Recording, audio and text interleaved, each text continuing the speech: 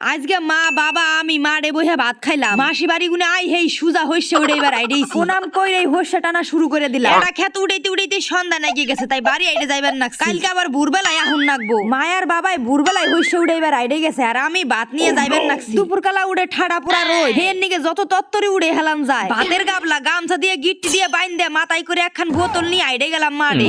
খাউন ডাজা হইবো না। বেগুন ভাজা, কলই শাক, গন্টো, টমেটোর চাটনি আর শুধু আলু দিয়ে ডিমের তরকারি। আমি তো এবারে গাবলা নিয়ে বইছি খাইবেন নিগে, এবারে স্বাদ নাকছে। তার এসে খাউনের পরে খাউনের পাতাটা ডেল দিয়ে চাপা দিয়ে থুলো যাতে উইরে না যায়। আর এইটা হইলো হইসা ক্ষেতের ফ্রিজ, জল হারা দিন ঠান্ডা থাকবো। তোমরাও চাইলে ট্রাই করবার পারো। গান শুনতে শুনতে হইসা উড়ানের মজাই আলাদা। এইবার মাত্র 1 বিঘা জমি হইসা নাগাইছি, হেন নিগে পাইট নেই নিজেরাই উড়াইবার নাকছি। হইসা উড়ে আমায় লাইন লাইন রাহুন নাগে যাতে হইসা নিবার সুবিধা হয়। আর বাবা এক গোপ নিয়ে যাইবার নাকছে। কিছু হইসা এবারে হক্ত আমায় কষায়া টান দিউন নাগে। প্রথম তো ঠিকই থাকে, কিন্তু লাস্টের দিকে একখান গোপই আইয়ে না। এই বছরের মতন হইসা উড়ানে কমপ্লিট। এই যে হাতের অবস্থা, মুটি পাহান যাইবো না, তার উপর তো আঙুল দিয়ে উল্টা চাপ উঠবই। তো বন্ধুরা, আমাগো মতন কি তোমরাও আমায় হইসা উড়াও? তাহলে কমেন্ট করে কিন্তু অবশ্যই কইও।